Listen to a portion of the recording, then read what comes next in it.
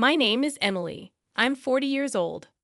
I've heard my name means to grow up cheerfully. However, when I was 15, I found out that my father's ex-girlfriend was named Emily. Ever since, I've quietly doubted the true origin of my name. Honestly, as a kid, there are certain delicate past details about my parents I'd rather not know. They didn't really dote on me when I was young. My brother, 3 years older, is named Ryan. He's smart and charming. Both parents always wanted a boy. Ryan, as their first child, was loved immensely. Our grandparents believed the first child must be a boy, an old-fashioned thought. My mother gave birth to a boy, despite immense pressure. With this background, my parents love Ryan more than anyone else. What about me? I always got hand-me-down clothes from Ryan. Even New Year's money had a clear disparity. Relatives always invited Ryan. Instead of being told to be patient because you're elder, I was told to support the boys. A puzzling way to instill laddie-like behavior. I believe I was raised with a lot of discrimination. It felt like I was always many steps behind. My redeeming feature has always been my carefree nature. My parents said, "You never think about anything." If I thought too much, I might have become dark and resentful towards Ryan. Ryan is Ryan, and I am me. Our family is a bit strange, but that's okay. I decided to accept our family and didn't care about my parents' attitude. No matter the difference in treatment, I am thankful to my parents for raising me. Ren, as we were kids, is still my sibling.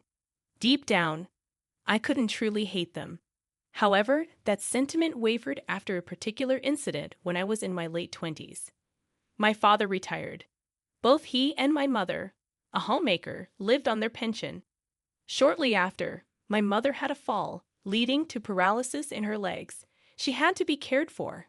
With my father retired, I thought he'd be around to help, but I was mistaken. "Hey, Emily, I can't do anything on my own, so come back home." The first thing my father said after a long time was outrageous. "What? That's impossible.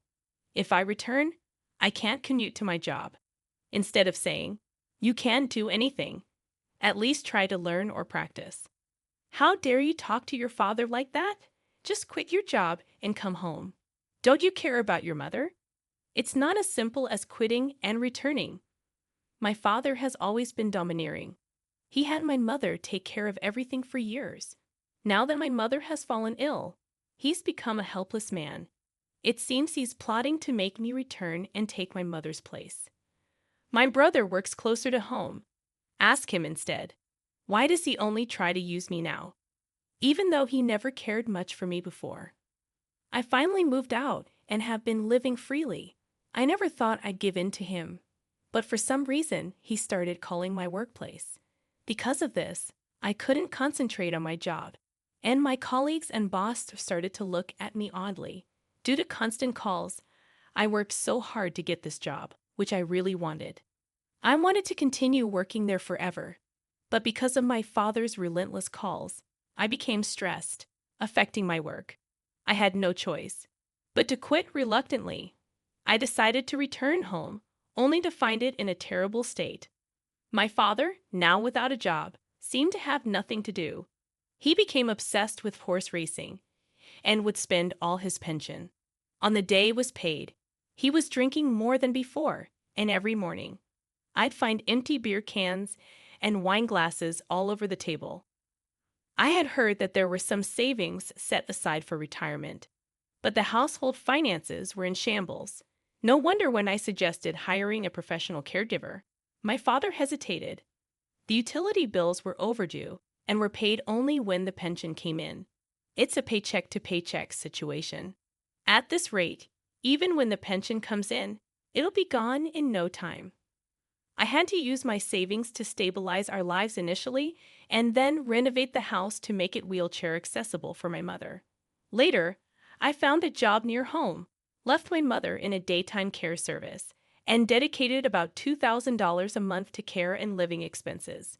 My savings, which I started accumulating since my first job, seemed to be running out. Despite working, expenses kept mounting. Meanwhile, my father neither worked nor took responsibility, constantly depending on me financially and in my daily life. In a harsh sense, I felt completely leeched on between household chores in the morning, work in the daytime, and caregiving at night. I felt I was reaching my limit. Ideally, I wanted to place my mother in a nursing facility and leave my deadbeat dad to fend for himself. This would mean all the money currently being spent on my father could be saved or used for my own expenses. However, my father vehemently opposed sending my mother to a facility, and she herself seemed to rely only on me, saying, "Why should I go to a facility when you're taking care of me?" I consulted my brother, but as expected, he was indifferent. It was clear that I was the one who had to make sacrifices. And so, I found myself trapped in what felt like a prison called home. 3 years after starting this hellish cohabitation, my brother suddenly contacted me, saying, "My girlfriend is pregnant, so we got married." He then visited with his wife, whom I'd never even met before. Wow, I was looking forward to meeting Ryan's sister, because of the way you talked about her. But she doesn't look anything like you. She's not cute at all. As soon as she sees me, Ryan's wife, Paisley, starts laughing. Needless to say, I felt a strong aversion to her sheer rudeness. Despite it being her first visit, she walks around our home as if she owns the place.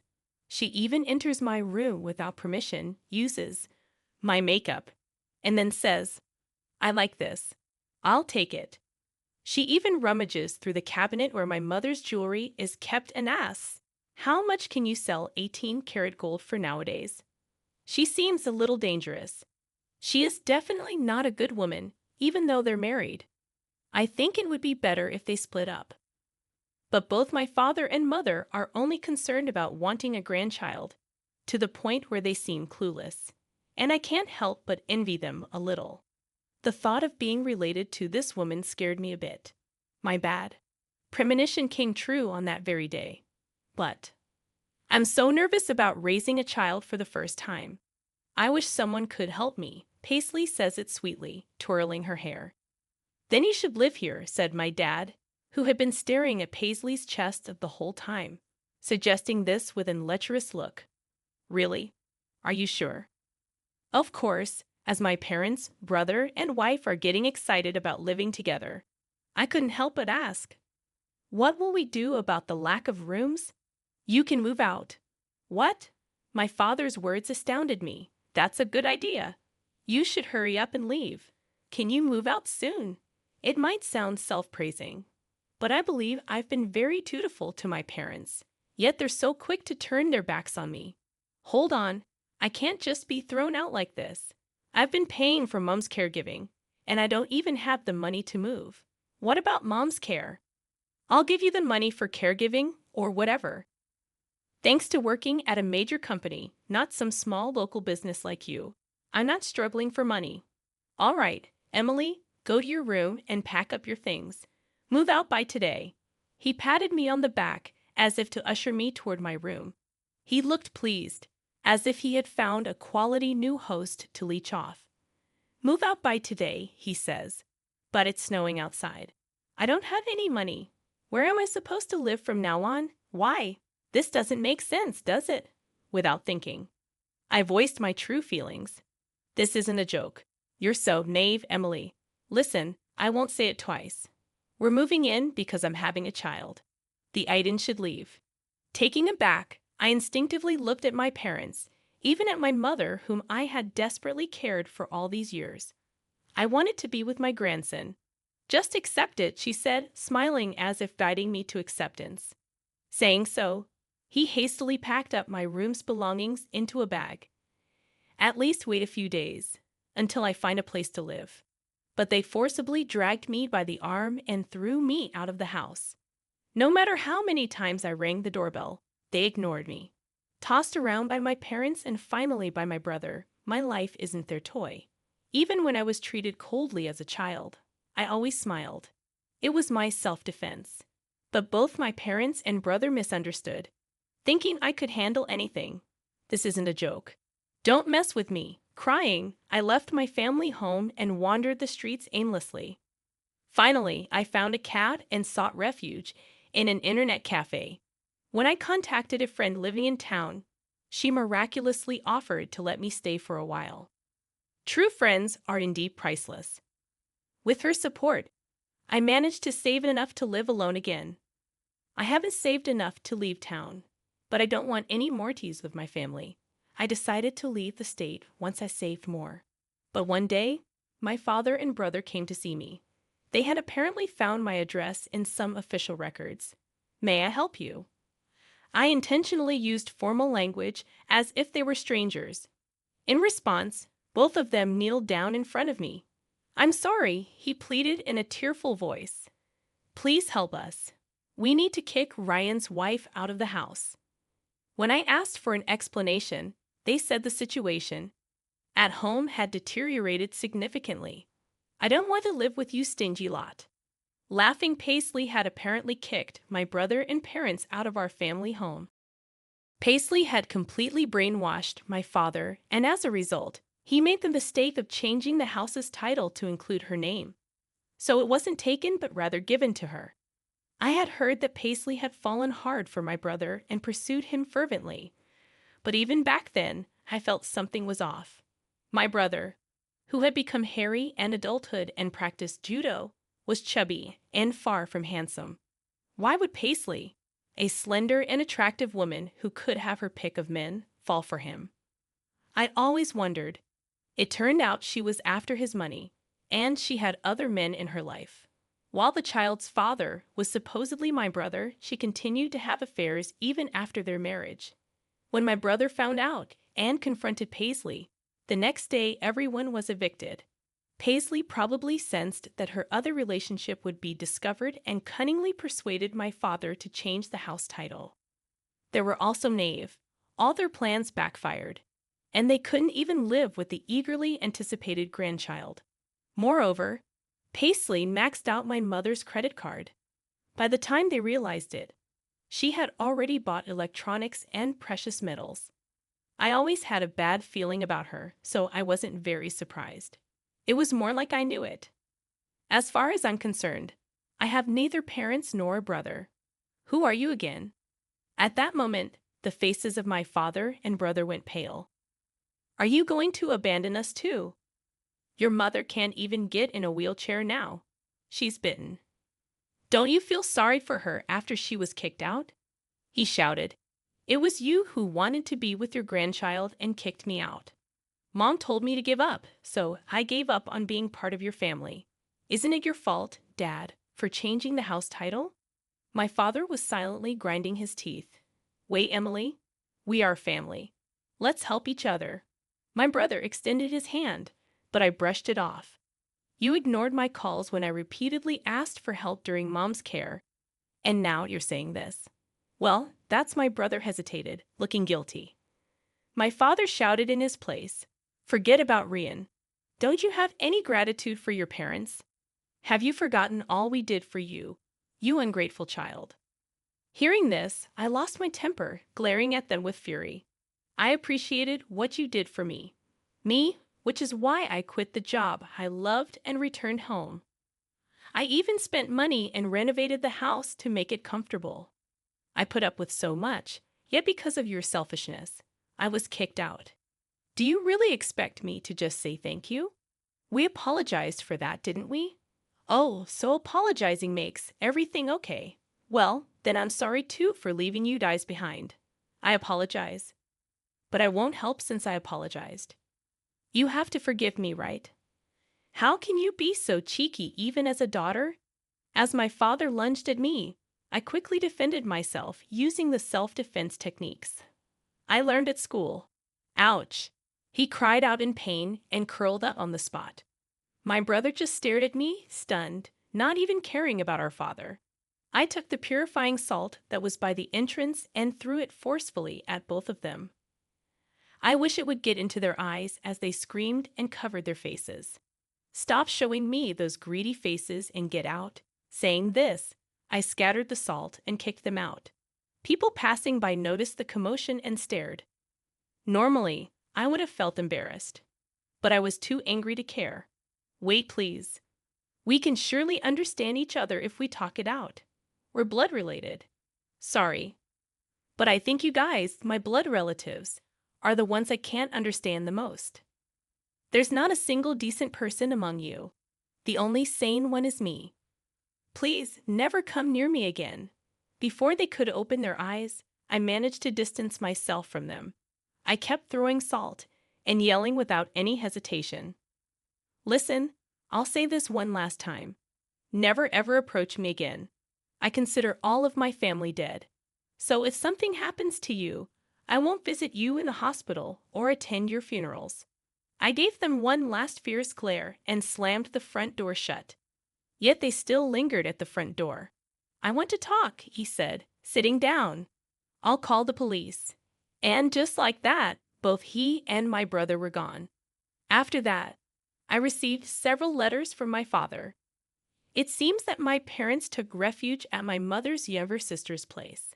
The letters were pitiful, begging for help. But from my perspective, I felt sorry for the aunt who suddenly had to accommodate the elderly couple.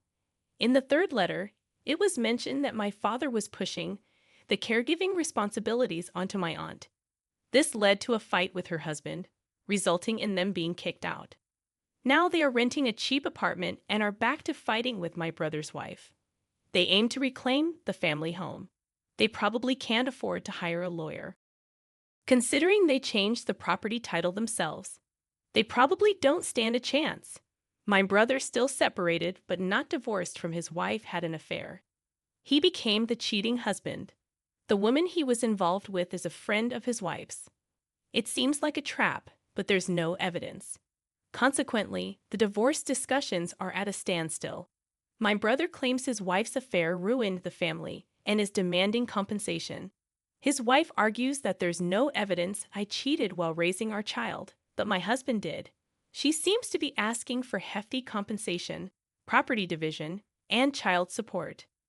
Since neither of their affairs can be proven, the divorce discussions are going nowhere. As for me, I met a man at one of my jobs, and we got married. It was a workplace romance, so we were wary of being seen dating in public. Instead, we rented apartments near each other. We spent most of our days at one or the other's place, essentially living together. Then one day, oh, this actress is getting married. Should we? That casual proposal, as if we were just heading to a convenience store, remains a fond memory. We're both down to earth, not into grand gestures.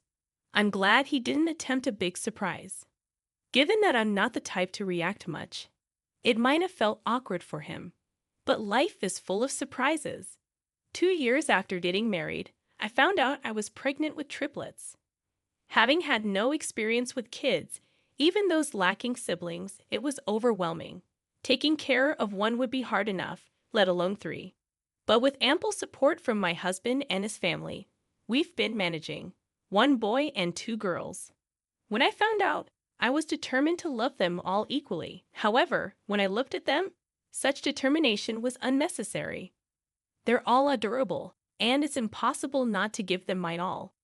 The only challenge is when they all want to hold my hand at the same time. I've turned it into a game. We'll switch after 100 steps. However, kids are fickle. Suddenly, they'd say, I want to hold hands with Daddy today. To the children, it seems both their mom and dad love them equally, which is a joy. I hope to continue building a family where everyone, true to my name, shines brightly in happiness.